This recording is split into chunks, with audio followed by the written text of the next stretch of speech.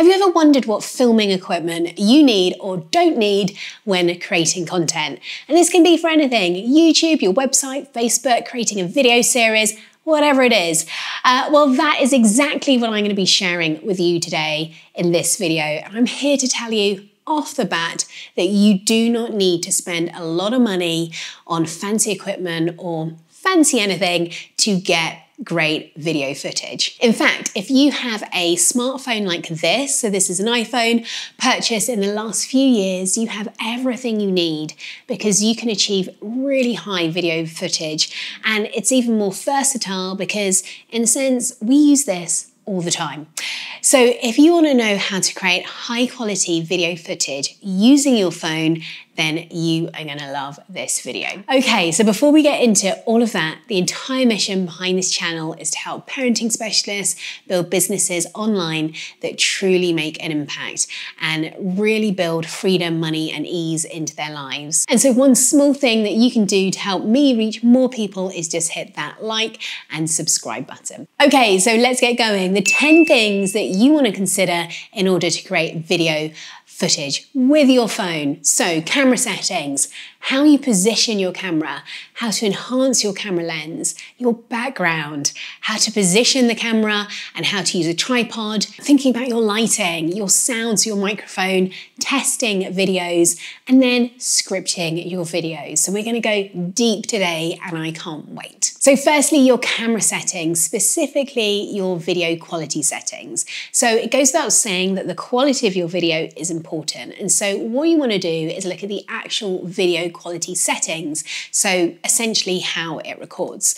So I have mine set at 1080p at 60 frames per second, and you can shoot at 4K at 60 frames per second, but it's going to take up a hell of a lot of storage. And when you go to edit, that video is going to be huge. So I don't use that as I don't think it's necessary. But if you want to, then go for it. I don't use the slow-mo feature too much, but I do have that set at 1080p and at 120 frames per second. So that's something to consider. And I would keep the smart HDR on, as that really helps you get good light exposure. So those are the phone settings that I really look at, and they do make a difference. So you want to utilize what you have at your fingertips. Okay, so a couple of cool things that you can do with your iPhone or Android phone is use the time-lapse setting. So to find that, go to your camera, scroll to the left and find the time-lapse setting. So I'm talking about my iPhone specifically. And the time-lapse basically means that you get a whole load of images, and once it's all done, they all morph together and it looks really choppy, but it looks really cool, a bit like this. And this is fun if you're showing a process quickly. So maybe that's doing a consultation, getting ready for the day, or going about your everyday business. And you can post that on your social media or wherever you want. And I always think that this looks really cool. And if you're shooting B-rolls, so basically extra footage that goes over you talking, you can use the time-lapse function for that too. So basically the time-lapse function is really good. It's a really good tool when you want to showcase yourself doing something, but sped up. Now, the other option is the slow-mo. So I only use this every now and then, but let's say you're showing a baby effectively latching at the breast, or you're talking over video footage, that would look great. Or maybe you're playing with your child and recording that. It looks really creative and it looks really fun, and it's worth trying out. Okay, number 2, how to position your camera. So before I get into the tech side of things, I want to show you that you can record in portrait mode and also landscape mode. So basically, if you're creating a short video for, stories on Instagram or Facebook, you're going to position your camera in portrait mode. So it's like this. But if you're creating long form content, so something for YouTube, or perhaps you're creating content for a course, you're gonna film like this, so horizontally. Okay, so when filming, I use the rear facing camera. So it's positioned at the back of the phone. So it's right here. And I use this camera when creating long form content. So like this video, because the camera on the back is usually superior to the camera on the front. However, if you want to use the front-facing camera, that's fine, but you want to make sure that you're looking at your lens. So right now I'm looking at the lens, but if I look over to the side, I'm talking to myself and I'm not looking directly at you and you don't see my eyes, which means we lose connection, which is not what you want. So actually, when you get over the fact that you can't see yourself, which can be a little bit weird, I find that the rear-facing camera can be less distracting because you're not looking at yourself. So another thing I like to do is add a wide angle lens. So this means you get a wider shot and it looks great. So I simply clip this on to my phone and you can really see the difference between the film when your lens is added and when it's not. It just gives me so much more space. So I think these clips are great. The lens kit I bought came with 3 lenses. So a macro lens where you get a real close-up image, the fishbowl lens where you get that 180-degree shot that can be really fun to use, and that wide angle lens.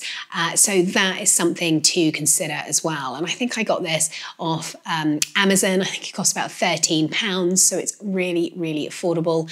And I've shared the link below this video. Okay, next up, your background. So you want to check out your background. You want to avoid any clutter. And so if you're filming at home, like I am right now, you just want to be really intentional about what you want to be seen in the background. So you don't want to look back and think, oh God, I left some random mug on the table, or, you know, my table's just full of stuff. So right now, when I turn this camera around, you're going to see that there is a lot of mess behind me. That's just kind of real life. But over here where I'm sitting, it's pretty tidy. I've just moved everything over there.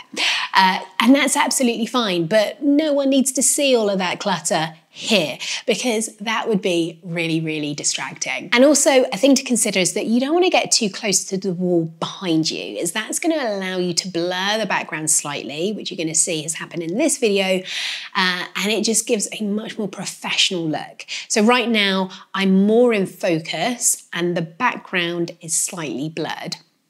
Okay, so when you're getting set up, if you're doing this from home or if you're at work and you've got someone around, so maybe it's one of your kids or a colleague or whoever it is, what you want to do is sit down where you're going to actually sit when you're going to be filmed, and then you want them to have a look and just to make sure that everything looks right, like everything's set up correctly, you haven't got anything random popping in at the side. So that's definitely something to do before you get going with the filming. Okay, so let's talk about positioning the camera.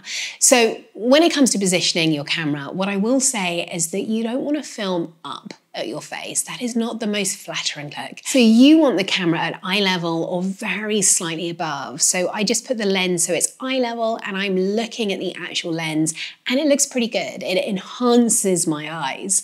And if I had that camera looking up, you would be focusing more on my chin and my nose, and no one needs to see that. No one needs to be focused on that. All right, so next up, let's talk about your tripod. So I really like my iPhone tripod for a number of reasons, but I love the fact that, you know, you can take it out and about. It's very stable, so I can just put it on the table and it does a good job.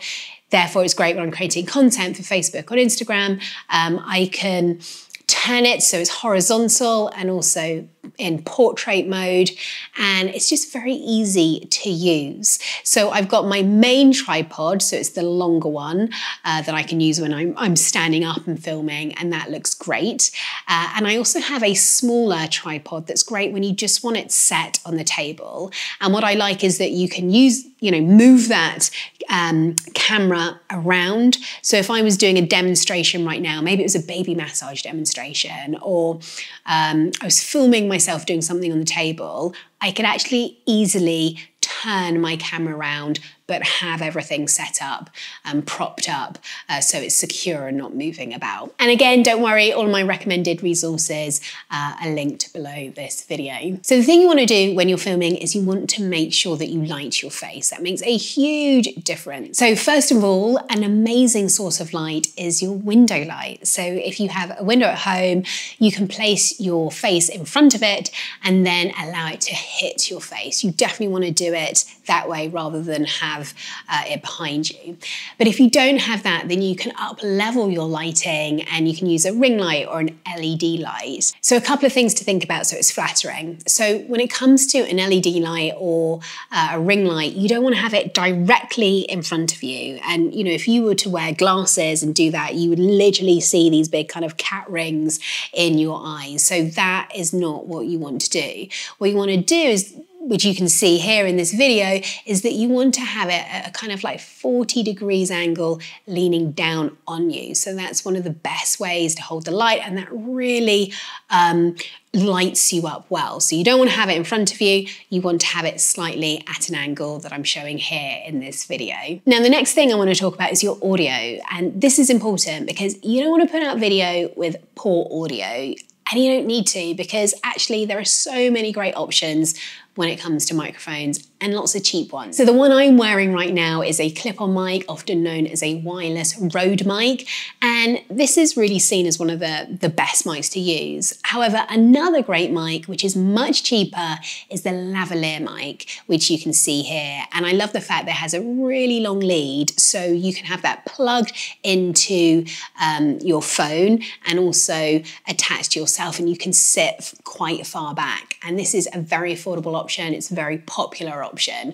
So that is something to consider when you're starting out and you're filming, and it does a really good job. Okay, so another important thing is that you want to take a test shot before you film. You do not want to go hell for leather filming only to realise that the audio is not right, or something isn't quite right with the lighting, or the position doesn't feel right, or your hair is doing something crazy, which mine always does, and then it's really going to bug you afterwards. So when testing your mic, what you want to do is you want to speak at the sound that you would when you actually record. So there's no point speaking like this if you're never going to do that. So you want to, you know, do a test at the correct pace and at the correct volume to make sure that everything is working okay. Now, filming can feel really frustrating, and it's natural, especially at the beginning, to find this all really weird and disjointed, but it does get a little bit easier, and that's coming from a natural introvert.